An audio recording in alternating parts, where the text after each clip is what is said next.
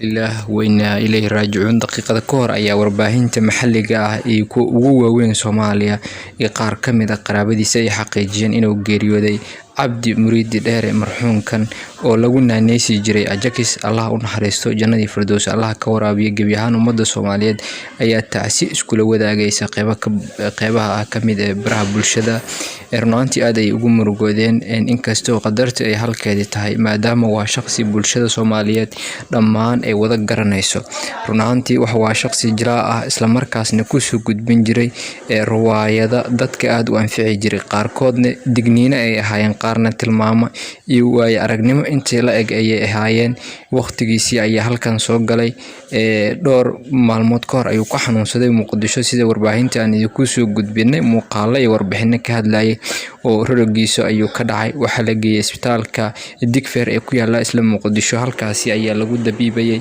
Hase yeeshee maanta daqiiqada ka hor ayaa warbaahinta ugu waaweyn Soomaaliya telefishinada sida Universal, Home Cable iyo qaraabo la mid ah wariyaal waaweyn oo ka mid ah wariyaasha Soomaaliya oo aan ka soo xaqiijiyay arrintaasi tahay in waqtigan uu geeriyooday majaajilista Ajakis magaciisa saxda uu yahay Cabdi Muriidi Dheere. Waxaan leenahay Allah u naxariisto.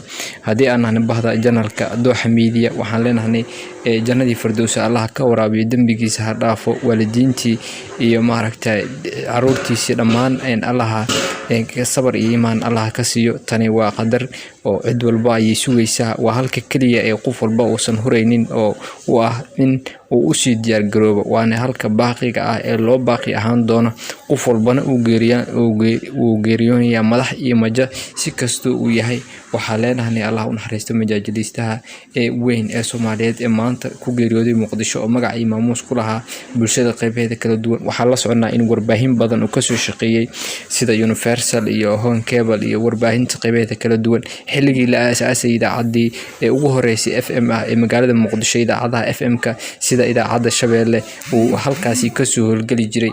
Codkiisa xayisiin iyo riwaayada in badan uu ka soo jiri jiray waqti badan.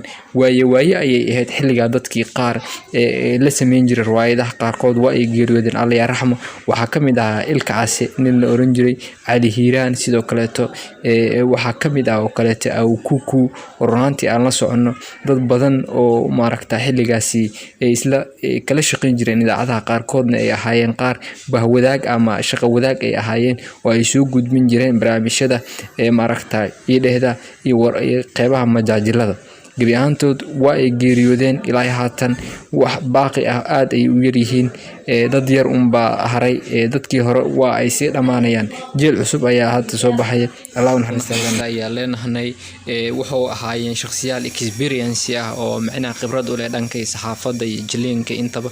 hase yeeshee waxaa barihii u dambeeyay si ilaanayay dadkaasi oo qaarkood ay siyaabo kala duwan ugu dhimanayeen gudaha Muqdisho xanuuno soo wajahay.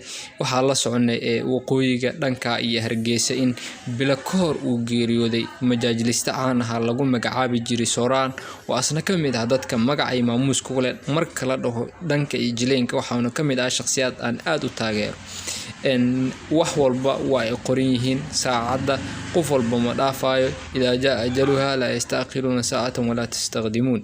Allah ayaa sidaasi yiri qof walba waqtigiisa ayuu baxayaa.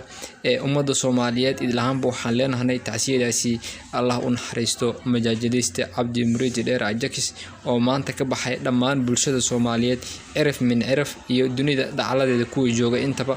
waxaan leenahay Allah u naxariisto, qabrigiisa Allah waasiyo. kaliya maanta waxa uu baahan yahay waa duco. ducadaasina uu soo niyeysta ayaa leenahay si niyada ugu duceeya si Allah subhanahu wa ta'ala uu jannadiisa firdawsul a'la u geeyo oo ugu naxariisto dambiyadii iyo waxyaalihii qada ka dhacay intaba. waxaan leenahay Allah u naxariisto. amiin insha Allah ta'ala.